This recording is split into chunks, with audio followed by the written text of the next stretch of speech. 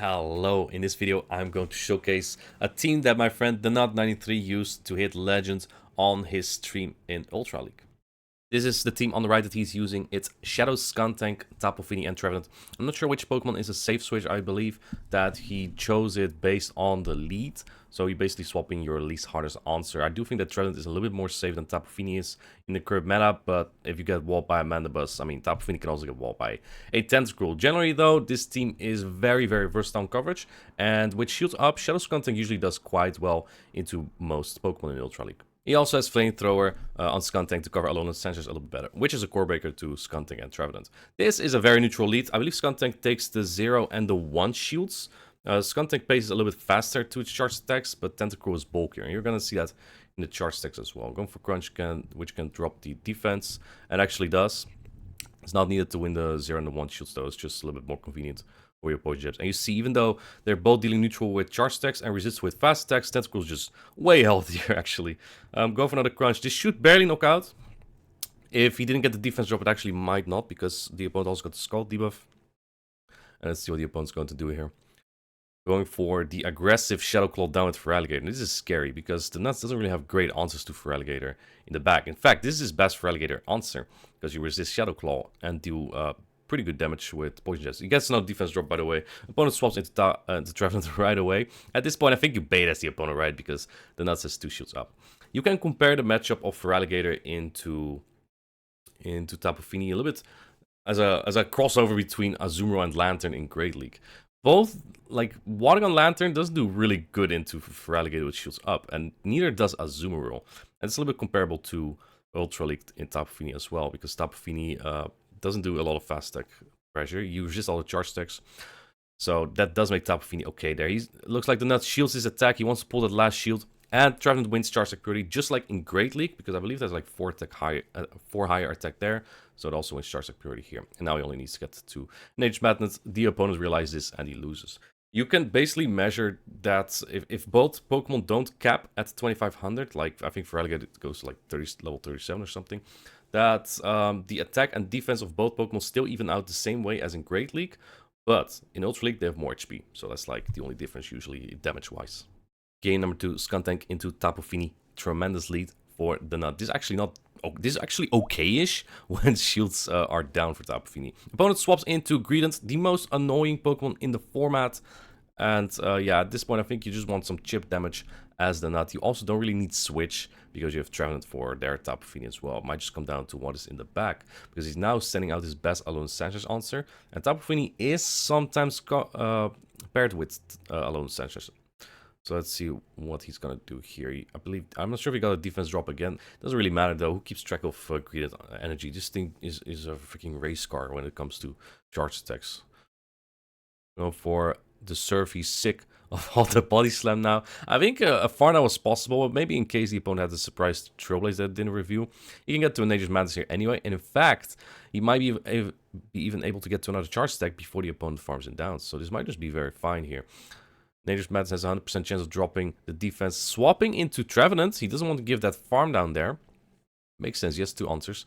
Nature's Madness still chunks though. And in the back is Poliwrath. The opponent does not have a lot for both Tapu Fini and Trevenant. So let's see how that's going to go.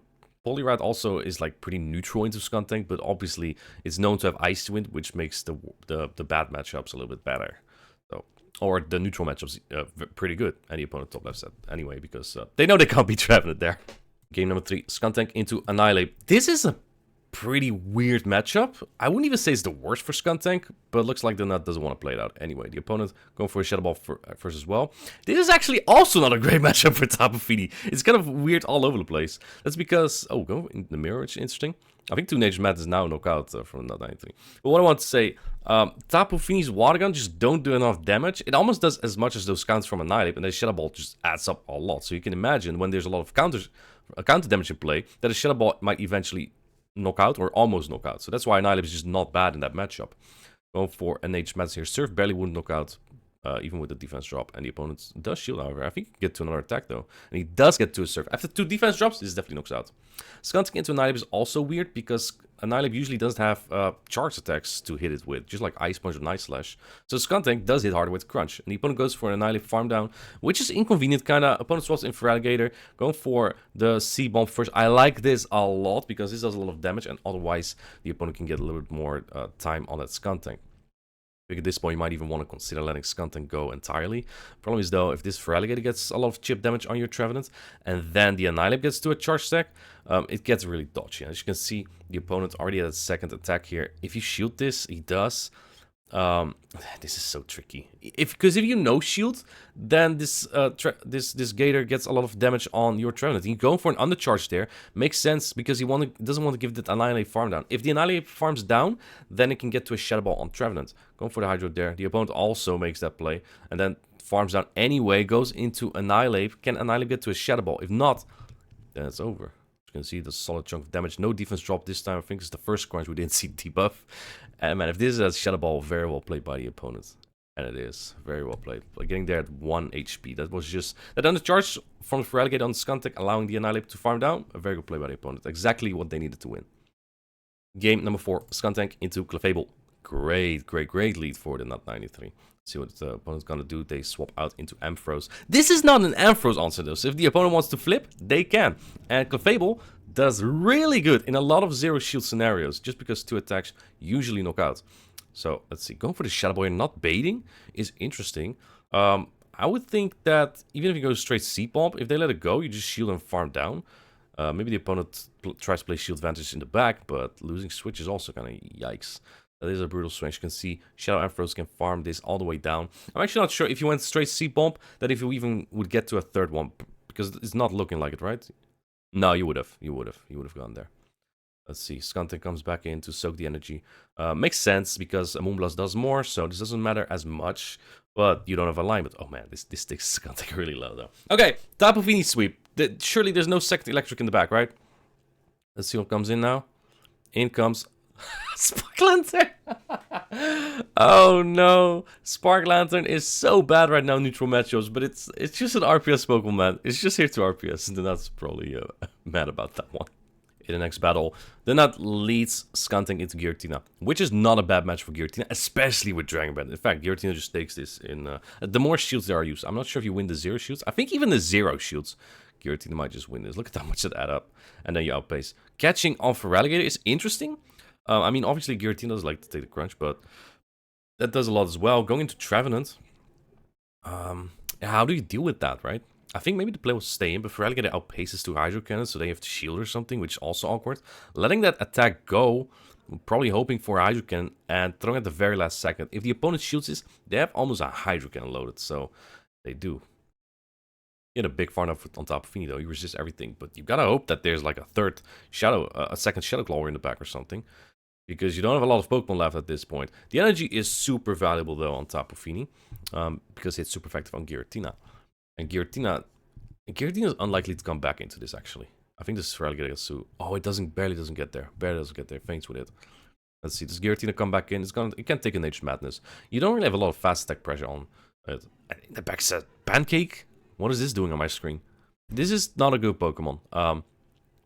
I must say, though, it is a very annoying Pokemon, though. It's fast, it's bulky, it just doesn't do anything. If you hate Registeel, you could consider using this Pokemon, but I'm not sure. I don't know, man. If you hate Tentacruel, it also does quite well. They're not trying to get that last shield. I mean, you can't have your Skunting on this. The opponent's already at 2, though. And shielding that up as well, trying to get to the last charge stack. Is the opponent going to swap? Yes. But this doesn't make it much better. I think your best play is to land this and farm down with Skunting, but you're not going to be able to. In fact, you might even want to stay in here to get some more water gun damage. And no, he top lefts. He knows it's over. The Pancake in the back, a little bit too strong, especially after the Trevenant was baited out by the Feraligatr.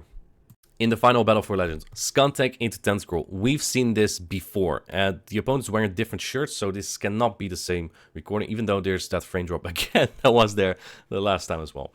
We know how this matchup is going to go, but it might be a little bit defense drop, attack drop, dependent. Going for charge attack Purdy here. No defense drop this time, so it's 100% not the same battle.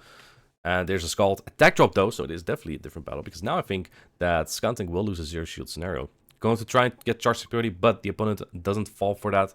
Let's see when they're gonna throw this. They throw it actually right after. They could have minimized farm maybe, because now the nut probably gets like 3 or 4 Shadow Claws in, which is pretty nice. There you go. 4 Shadow Claw, that's a big advantage.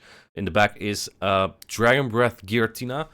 I'm assuming, and looks like the nut might be as well, that the opponent is weak to grass in the back, and the opponent does shield the Seed Bomb. That's unfortunate. Trying to catch a Dragon Claw. In the back is a Shadow Polyrat, which doesn't have a lot of play at the top of Phoenix, especially, actually they do with shields up, but not with a shield down.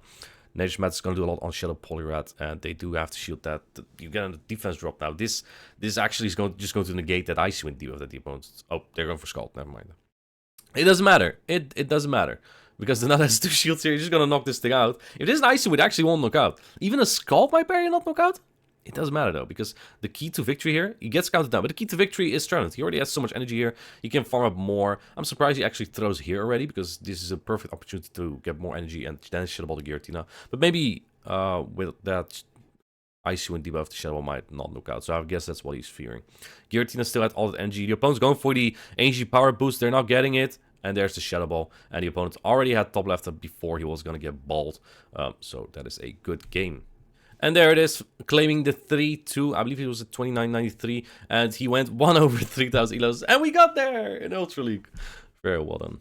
Thank you, TheNut93, for letting me feature those battles. If you want to see more of him, he streams on Twitch as well. I'll drop the link to his Twitch in the description. I hope you liked the video, and see you next one. Bye.